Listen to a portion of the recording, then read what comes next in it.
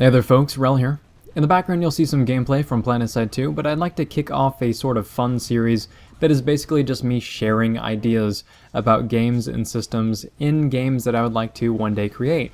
And a long while ago I actually tried starting up a series called Let's Make a Game, and that's where I would ask you for your feedback, and then we would potentially shape all of that feedback into a mock game design document or something. So not a real one, just basically putting together a community design document for the fun of it. That turned out to be way more trouble than it was worth, so instead I just want to share with all of you some fun concepts that I grow and shape and evolve basically whenever I'm bored. Fair warning though, this is more, I guess you can count it more as a vlog than anything else because I'm just prattling on about things that I enjoy or things that I'm musing about.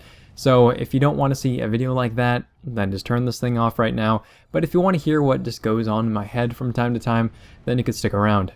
So one of the mock games that I'm currently screwing around with on paper is just a futuristic mercenary game. And you can kind of blame PlanetSide 2 for that. I tend to design games to be basically better versions of whatever I happen to be playing at the time.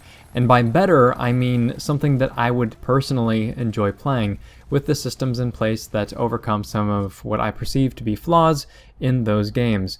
But basically, this is the future, and the new Earth is run by many different corporations. These corporations basically thrive on a war economy. That should sound really familiar to you. If you're not in the fields fighting and dying because of them, then you've got a job in a research laboratory finding new ways to kill people. This is not a new concept. Plenty of games use this sort of angle as a backdrop. It's not just PlanetSide 2, it's not just Dust, but they do so to a greater or lesser degree. In my game, there's some semblance of normality on this new Earth. There's still lakes, there's still forests, there's still tundras and whatnot. It's not a dystopic urban setting that you see in games like Blacklight Retribution or Dust 514. Those regions definitely do exist though. There's still a peaceful population, there's still families, and there's still many people who fight and die permanently. They just die, unlike on Araxis where everybody lives forever. But the catch is that the wealthy have an endless supply of bodies in reserve, or skins as you'd call them. These wealthy individuals can live and die knowing that their mind will simply be stored in the cloud and then implanted into a new skin after they die. However, the poor and even middle class don't have the same sort of luxury. They can't afford to have a bunch of skins. And if you die, you die. That's all there is to it. You don't come home at the end of the workday. You don't sit down and have dinner with your family. You're simply done. Because it's not like these extra lives are inexpensive.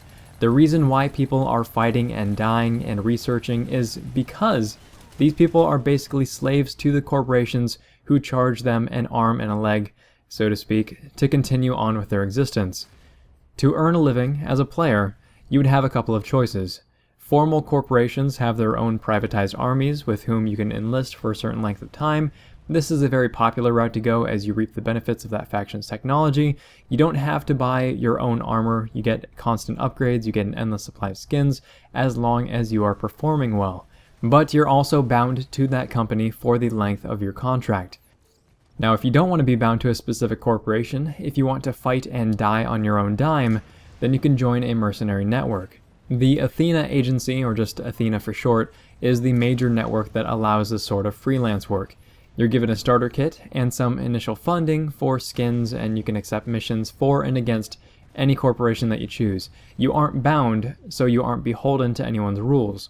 But at the same time, you don't get the same sort of support that you would have if you were bound to a single corporation. And this whole backdrop is actually very inspired from Armored Core, which is one of my favorite games of all time. Athena is basically the Raven's Nest of this game, and if you've never played or heard about Armored Core, then you should find a PlayStation and get yourself educated, because it was an amazing game. Actually, the first few games were really good until Masters of Arena, then it pretty much went downhill after that.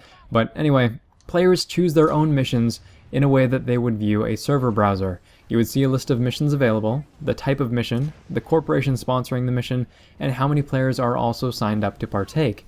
If you double click on that listing, it'll open up more detailed information. The names of these specific players may be hidden from you, but you'll see how many people are part of the air, the armor, and the transport divisions, as well as any additional assets that are being sponsored for the sortie. A major part of the game will be separating players into different divisions that emphasize playstyles. Now everyone can be a soldier with boots on the ground, and by default, They are. Everybody's a soldier. Infantry play is like the bread and butter of this game, but players can also elect to be part of other secondary playstyles like providing air support, mobile armor, artillery, transport, communication specialists, or even the guy that constructs outposts that are needed to gain a foothold in certain mission types. And each player gets to elect a single division to be a part of, at least at the start. And if you want to transfer to another division, that's possible as well. But getting back to the mission board, there will be a certain number of slots available to your normal ground pounders, so that's basically everybody in the game, and also slots available to different divisions depending on the type of mission. So if you find a mission that's just to do as much damage to an enemy base as humanly possible, you're likely going to see a lot of mobile armor, a lot of infantry, a lot of air, and there may also be a mission to defend that base, and because of that, they might have a good deal of infantry, armor, and air as well, but they'll also have a lot of defensive and engineer type roles to repair the base and keep its defenses online. If you're on a Spec Ops mission, you may not have any air, any armor, any transportation at all, but you could be dropping directly into the base and trying to sneak inside without being detected. Meanwhile, your opposing faction could have a handful of infantry, a couple of tanks, maybe a single air vehicle patrolling the skies, so missions would vary. You'd always be pitting teams against one another, unbeknownst to them, and divisions would allow for different roles to be performed within those missions, and resources would be limited. So what this does is replaces the standard class system that you see in many games. Players are basically able to load out with whatever they feel suitable using, and will have repercussions depending on what they decide to bring with them. So weapons are going to be heavy or lighter, or you're going to have energy limits and that sort of thing. In most games, you have a bunch of players on the server. Take Battlefield for example. If you lack medics or support or engineers, you basically have to hope that someone else switches over to a role that's going to help you out. But most of the time, that's not going to happen. Players play whatever they feel is appropriate at the time, and they are very motivated by self-interest. What do I want to play? What do I do best with? So it leaves you guessing, because there's a lack of communication, a lack of teamwork among the average player base, unless you're doing like an organized outfit sort of thing or private scrims. But what the division system does is predetermine who is going to play which role. That way, you know what you're going to be doing, you know what your allies are going to be doing, and you both know who to blame at the end of it all. That's kind of a joke, but seriously, it's a much different mentality than the screaming that you always hear from the losing side over all chat. My team sucks, you guys suck, you didn't do enough of X, Y, or Z, and there's really no direction to that anger. It's just some people venting because they want to vent, right? Because they lost, because they're angry.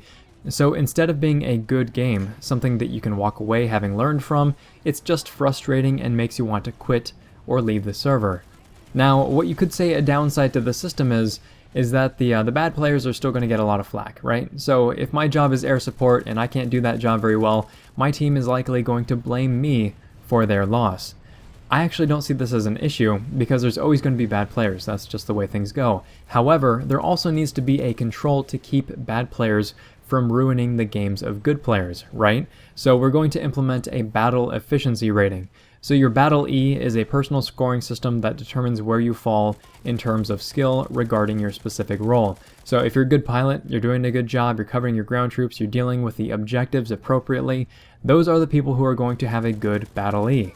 As their battle efficiency rating goes up, then they're allowed to take on roles in higher profile missions. If they're a bad pilot, then their Battle E would lower, so it would go down. It may even get to the point where this player becomes so bad at flying that they just aren't allowed to fly anymore, at least for a while. They're put on probation for a limited time. They can also do VR training missions to become a better pilot and help remove some of that probation period. So if you're just playing standard infantry and you're losing match after match after match, and it seems like it's always the air support that's just not doing their job, then there are two things that you're really going to gain from having a system like this. Poor pilots won't stay in your bracket for very long, provided you're also increasing your Battle E. And you can also choose to go on missions where air support doesn't even exist. Also, it's worth mentioning that battle efficiency will be a personal rating system. It's not going to hinder on a match win or loss, but will instead depend on the individual contribution during the match. So, yes, you lost, but how helpful were you throughout the game?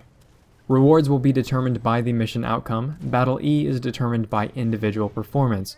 And high-profile mission types that are riskier but yield more rewards are offered to those players with high Battle E. So even if you get a bad string of luck, if you end up losing all of your matches, let's say you lose all of your matches, being a good player will still reward you in the long run. But that is all. I know I spoke really quick. Hopefully you guys can make sense of that. I just wanted to share these thoughts on the game's design and give you kind of a quick overview of the setting and some of the fundamental mechanics that would help the game stand out among its competitors. If you all like this sort of thing, just me talking about ideas and such for things that will likely never happen, feel free to let me know in the comment section down below. But yeah, thanks very much folks. We're all signing off.